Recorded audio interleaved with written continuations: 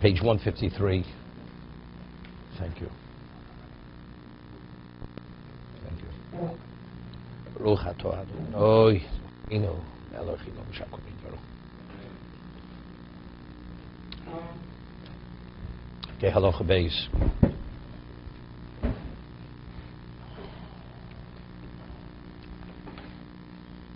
Noted Odom Yod of Shachris.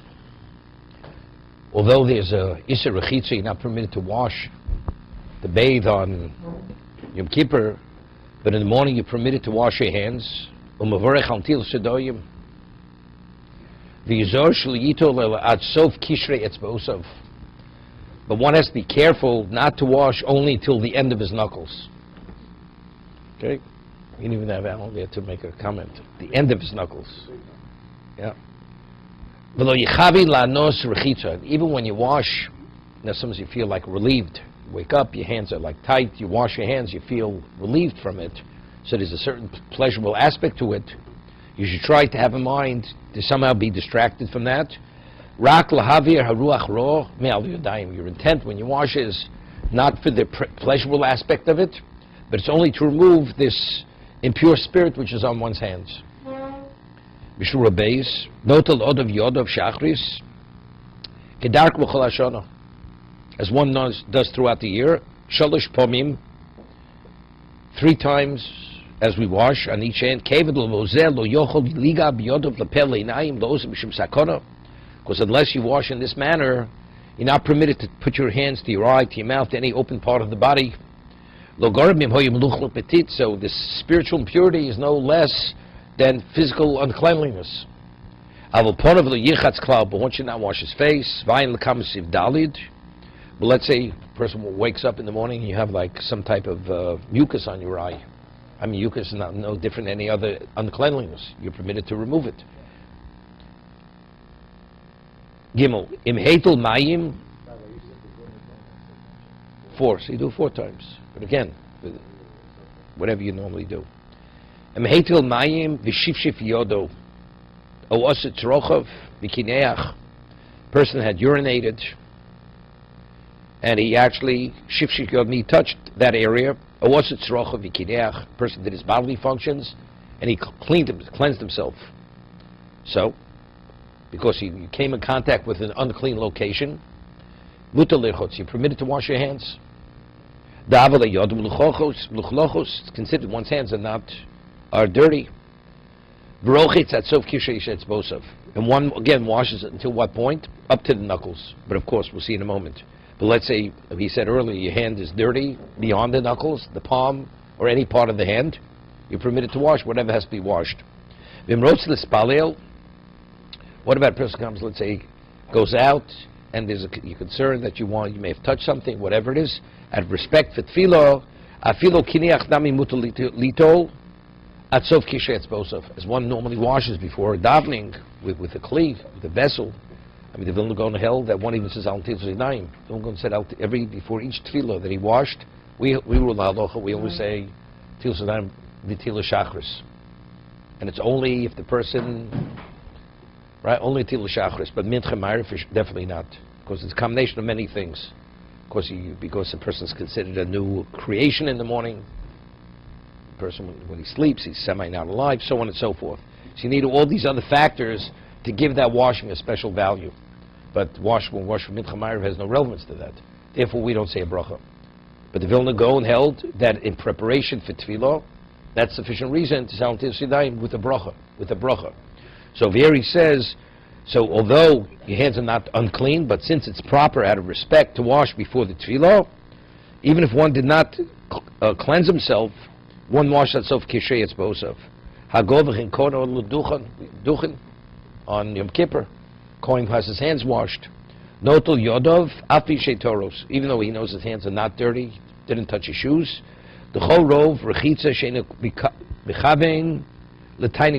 Any washing which it has no relevance to pleasure. Why is the Kohen washing? Out of respect. If going up to say Birchas Kohanim, it's the proper thing to do. It's to wash your hands. So it's not for the sake of pleasure. Good? No, so it's a whole thing. Let's see, Yom Kippur, you're not wearing shoes. One time, they didn't have their man-made, right. They didn't have man-made shoes, because they imported them from the Far East. They're not man-made. You understand? Okay, comes out of the jungle. Okay, Harvey, that was for you to rouse you. Chaos. Person walked a long distance, and his feet are aching. So he's washing. Once permitted to wash his feet, just to relieve it's relieving a pain. It's not for pleasure. So that relieving pain is no different than removing something which is a negative. It's not for the positive. It's to remove the negative. We're talking about whatever's needed. I mean, the soaking and soaking. You know, like you say, you're all washed up. You don't want to go beyond that point.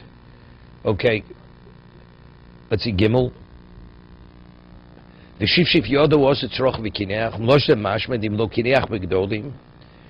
to be if he didn't cleanse himself regarding when he did his bodily form, or he didn't touch his body, he urinated unless he didn't touch himself.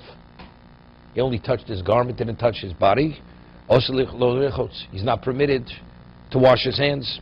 He says it's not simple. There's an argument among the poskim.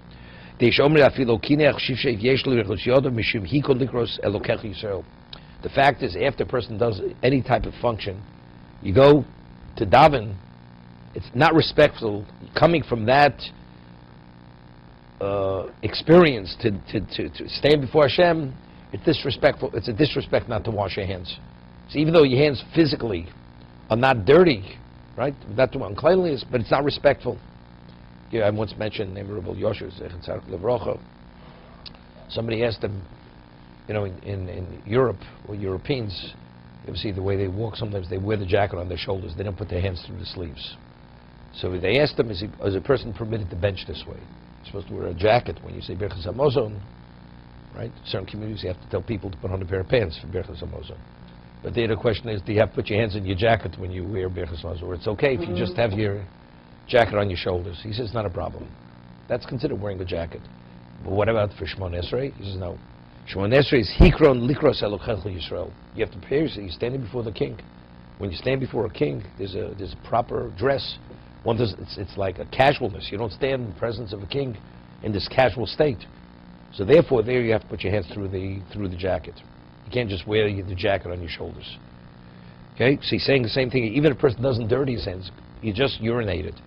You come from urination, and then you're standing before Hashem. It's a disrespect.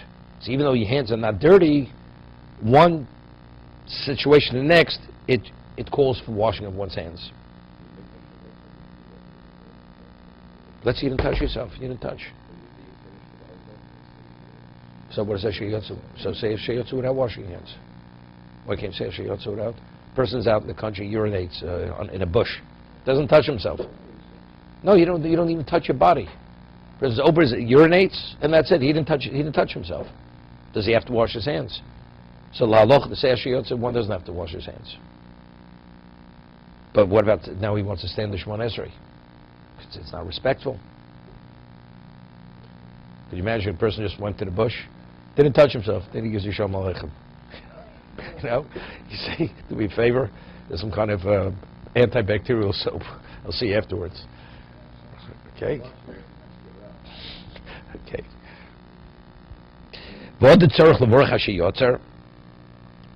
He says, yes, Hashiyotzer. It's not even the Shmones, it's even Hashiyotzer Sikun. Alken Iskimu Achronim. The Lochon Lachatchil Lekanech Lushavshe P'dei Lohotzi Navshe B'Plukte. It's a machlokas. So what should a person do? So when a person urinates, he should make sure to touch the covered part of his body that his hand is considered not clean. So as a result of this, physically not clean, he's not entering into this question whether you're permitted to wash hands, whether you're not permitted to wash hands. Everybody agrees. A person scratches his head, right? You're permitted to wash hands because since there's sweat and there's oil, it's uncleanliness. You're permitted to wash your hands.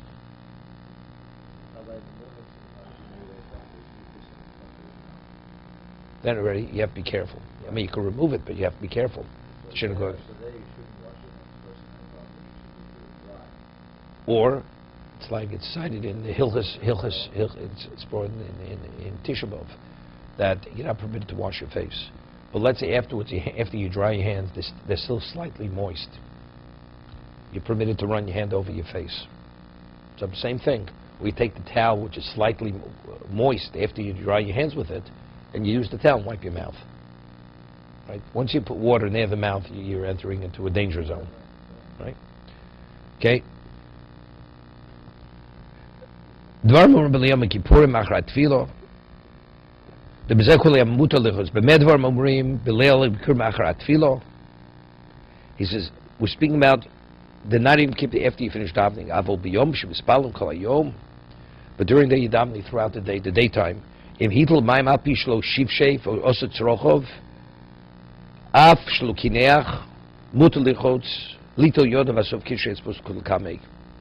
For that you're permitted. During the day where you're davening throughout the day, here we're talking about for the bracha sheyotzar, where your hands didn't touch the covered part of your body.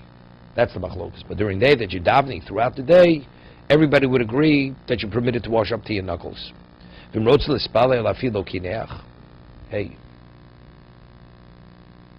right?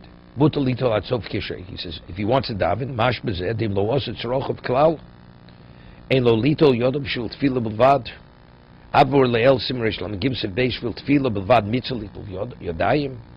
Although it's stated in the Shulchan Aruch that for tefillah you should wash your hands before tefillah out of respect. Hochem mishum chomi yom kippurim choshash los and aposkim.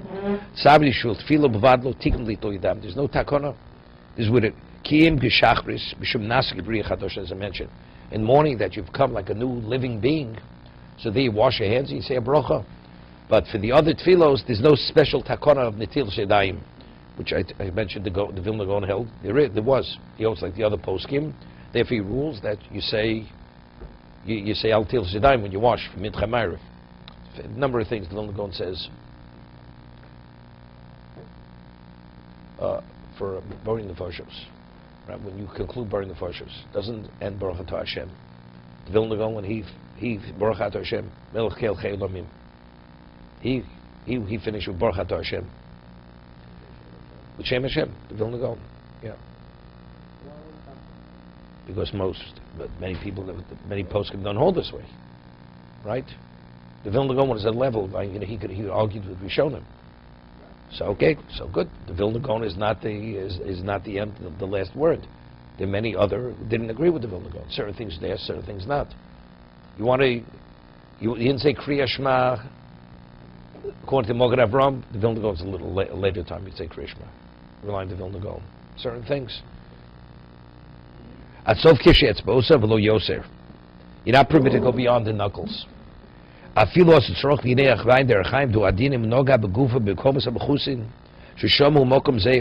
not specifically doing your bodily function, so urinating.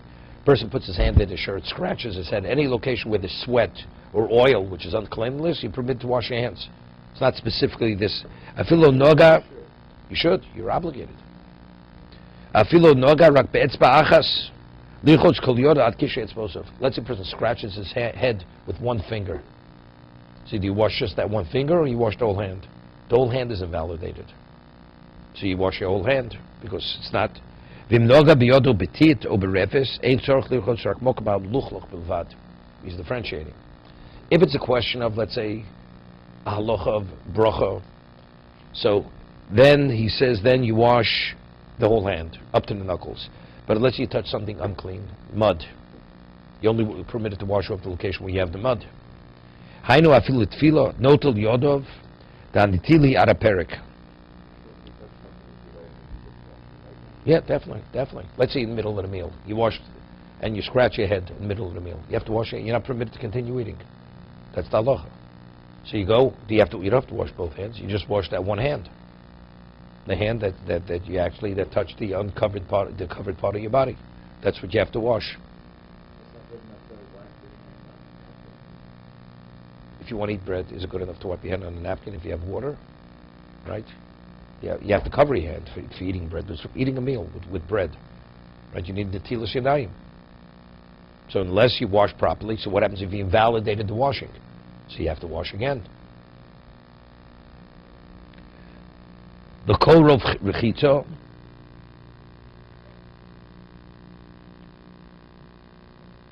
Right? No, we're speaking about the Kohen.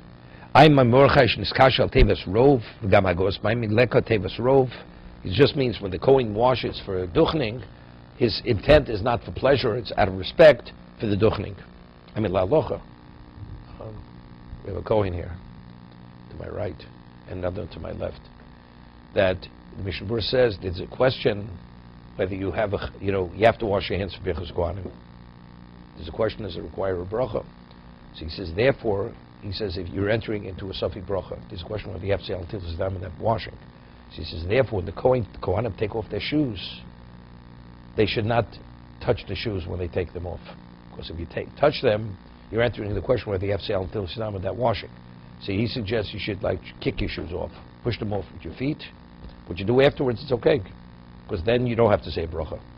But there's a question whether you have to say Natil Sidaim for the Natila of Birchas Kohanim.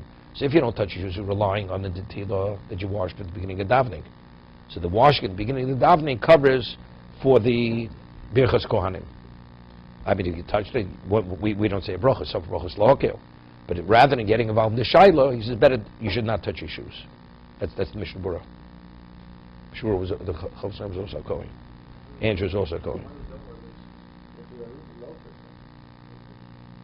Okay.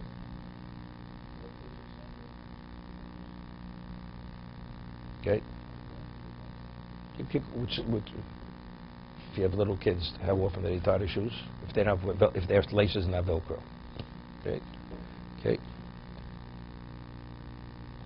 Let's see the Chofetz.